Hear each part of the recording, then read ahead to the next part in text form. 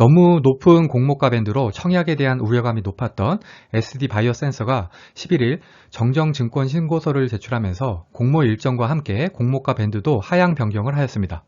이번 영상에서는 공모가가 낮아지면서 달라지게 되는 청약 증거금, 예상 경쟁률, 그리고 손실 수익 가능 금액을 다시 한번 알아보도록 하겠습니다.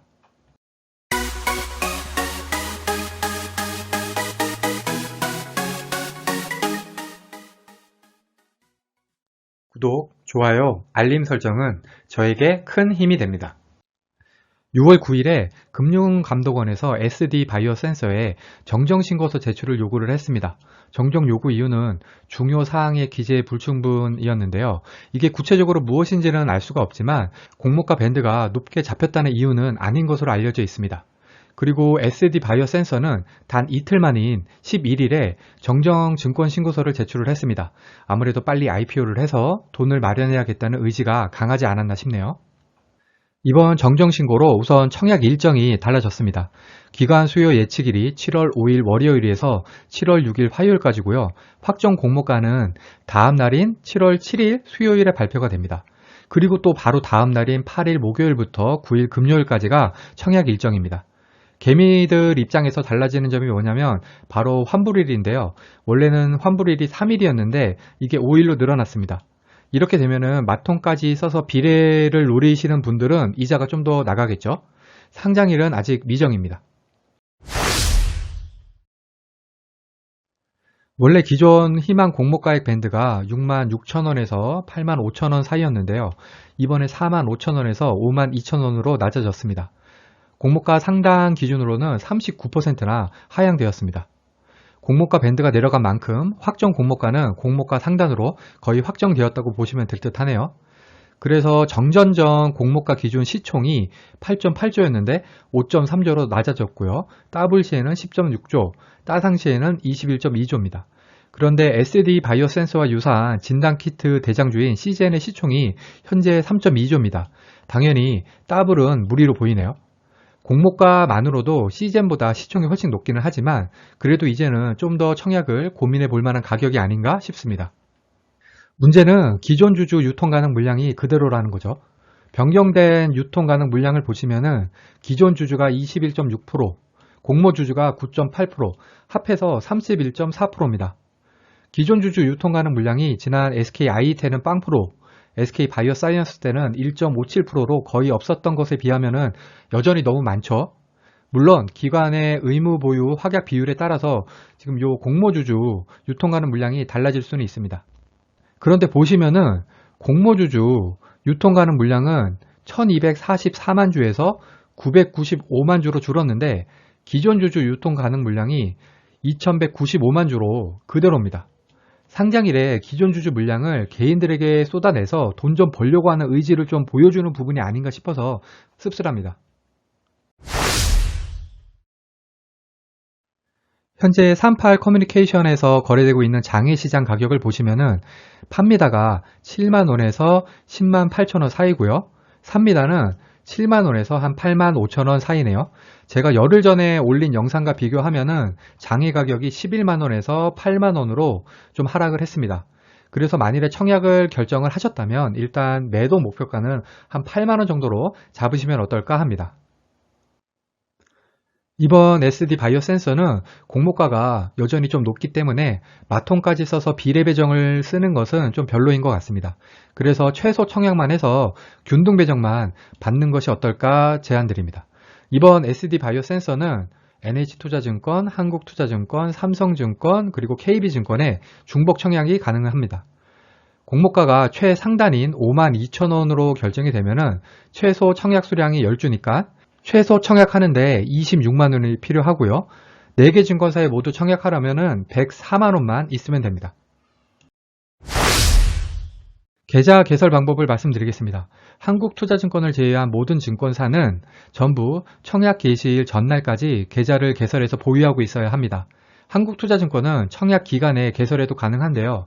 이거는 비대면 개설인 경우에만 해당이고 영업점을 방문해서 개설을 하시면은 다른 증권사와 마찬가지로 청약 개시일 전날까지 개설해서 가지고 계셔야 합니다.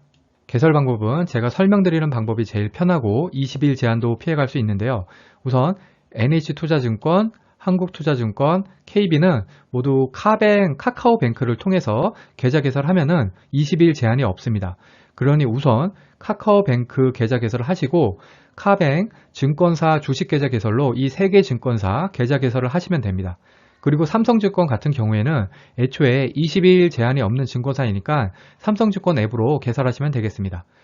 참고로 카뱅으로 KB증권 계좌 개설 시에는 추가금 5,000원을 주니까 꼭 받으시고요.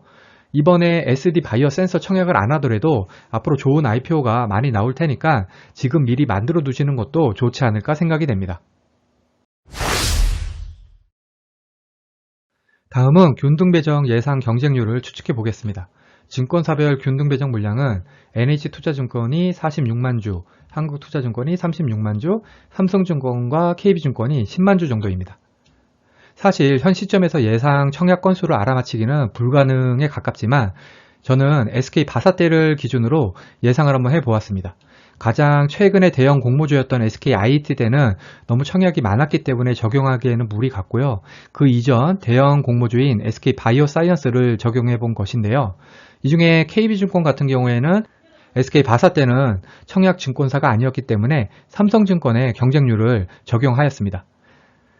이런 경우에는 확정적으로 한 주를 배정해주는 증권사는 없게 되고요. 그래서 예상 배정 수량은 한 주에서 2주 정도가 될 듯 합니다. 하지만 이 예상 배정 수량은 거의 100% 변동이 되겠죠. 우선 우리 사주 포기 물량 때문에 균등 배정 물량이 늘어날 것이고요. 그리고 청약 건수도 아마도 SK 바사떼보다는 많이 줄어들 것 같습니다. 그리고 증권사별로 청약 건수도 통상 배정 수량이 많은 증권사에 청약이 몰리는 경향이 있기 때문에 삼성증권이나 KB증권 같은 경우에는 경쟁률이 이것보다는 낮아지지 않을까 생각이 됩니다. 그러니 제가 작성한 이 균등배정 예상 경쟁률은 단순 참고만 하셔야 될 것 같습니다. 그러면 만일에 예상 청약 건수가 SK 바이오사이언스 때의 한 20%만 되면 어떻게 되는지 계산을 해보았습니다. NH투자증권하고 한국투자증권이 각각 3주 기본적으로 배정이 되고요. 그 다음에 삼성증권하고 KB도 한 주씩은 기본 배정을 해주게 됩니다. 그러면 총 한 8주에서 9주 정도 배정받지 않을까 예상을 해봅니다. 마지막으로 수익 손실 가능 금액입니다. 청약 건수가 SK 바사떼와 같다면 최대 손실 가능 금액, 즉 시초가가 90%로 결정이 되고 하한가를 맞으면 손실액이 38,000원 정도입니다. 수익 가능 금액은 매도가 8만원을 기준으로 해서 56,000원입니다. 하지만 아마 손실을 보게 되더라도 하한가까지 가는 게 아니라 시초가의 한 90% 정도에서 손실을 막을 수 있지 않을까 합니다. 이런 경우에는 손실액은 만원 정도라고 생각하시면 됩니다.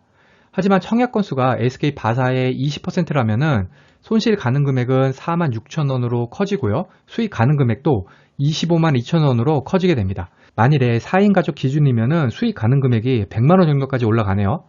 각자 어느 정도 손실을 감당할 수 있는지를 먼저 염두를 해 두시고 청약을 하셔야 하고요. 또 일반 경쟁률이 낮으면 낮을수록 상장일에 수익 가능 금액이 커지는 것뿐만 아니라 손실 가능 금액, 즉 주가가 하락할 가능성도 높다는 점을 염두에 두셔야 할 것 같습니다.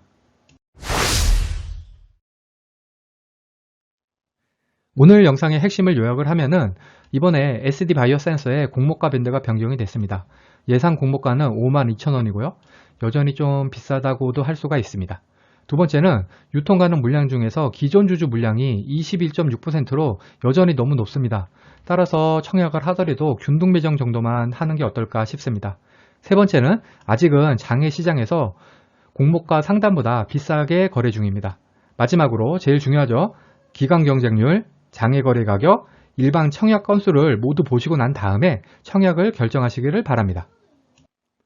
진짜 중요한 사항 2가지를 말씀드리겠습니다.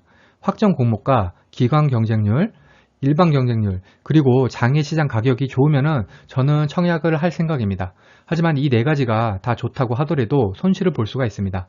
오늘 설명드린 거는 제 나름대로의 투자 기준을 설명드린 것이니 후회 없는 투자가 되기 위해서는 여러분도 반드시 스스로 공부를 해서 투자를 결정하시기를 바랍니다. 이상으로 SD 바이오 센서의 공모 청약 전략 3탄을 마치겠습니다.